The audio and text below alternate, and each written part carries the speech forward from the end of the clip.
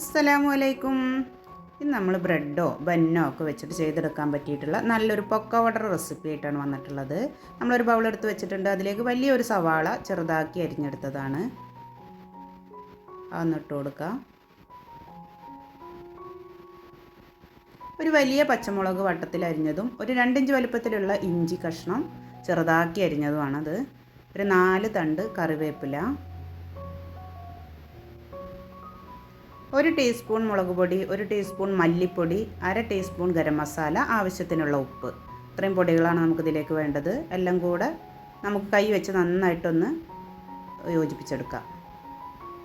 അപ്പോൾ ആ മസാലയൊക്കെ ഈ പച്ചക്കറിയിലൊക്കെ നന്നായി പിടിച്ച് വന്നിട്ടുണ്ട്. നമ്മൾ 2 ബന്നാണ് ഇതുപോലെ ഒന്ന് പൊട്ടിച്ചെടുത്തിട്ടുള്ളത്. ഇതൊന്ന് ചേർത്ത് കൊടുക്കുക. ഒരു 2 ടേബിൾ സ്പൂൺ വെള്ളം ചേർത്ത് കൊടുക്കുക. വെള്ളം ചേർക്കുമ്പോൾ പ്രത്യേകം ശ്രദ്ധിക്കണം. ബന്ന് പെട്ടെന്ന് തന്നെ വെള്ളം കുടിക്കും. കുറച്ച് മാത്രം വെള്ളം ഒഴിച്ച് കൊടുത്താൽ മതി. വെള്ളം ഒട്ടും കൂടി പോകരുത്. നന്നായിട്ട് നമ്മൾ കുഴച്ചെടുത്തിട്ടുണ്ട്. അങ്ങനെ ഉരുട്ടിയെടുക്കാൻ പറ്റുന്ന ഒരു പരുവത്തിൽ ആക്കിയാൽ മതി. നമ്മളൊരു ചട്ടി അടുപ്പത്ത് വെച്ചിട്ടുണ്ട്. ഒന്ന് ചൂടായി വരുമ്പോൾ നമുക്ക് ഓയിൽ ഒഴിച്ച് കൊടുക്കാം.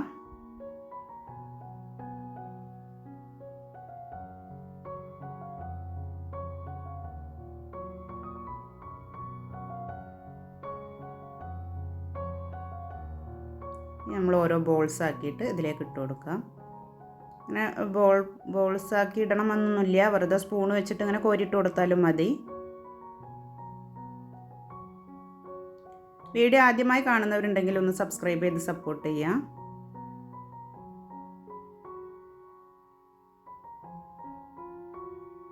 നമ്മുടെ പൊക്കവട ഒരു ഭാഗം ഒരു സൈഡ് റെഡി ആയിട്ടുണ്ട്.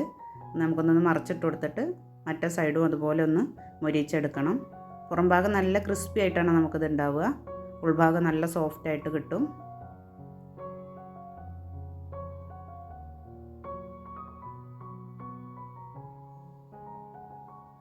അപ്പോൾ ഇതാ ഇത്രയേ ഉള്ളൂ. നമ്മളെ ഫസ്റ്റത്തെ ബാച്ച് റെഡി ആയിട്ടുണ്ട്. നമുക്കൊന്ന് എണ്ണയിൽ നിന്നൊന്ന് മാറ്റി കൊടുക്കാം.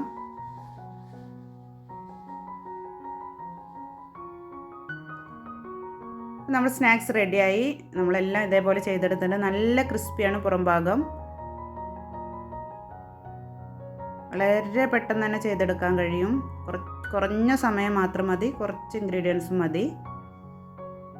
വീഡിയോ ഇഷ്ടമായ എല്ലാവരും ലൈക്ക് ചെയ്യുക, ഷെയർ ചെയ്യുക, കമൻറ്റ് ചെയ്യുക. അടുത്തൊരു വീഡിയോയുമായി നമുക്ക് വീണ്ടും കാണാം.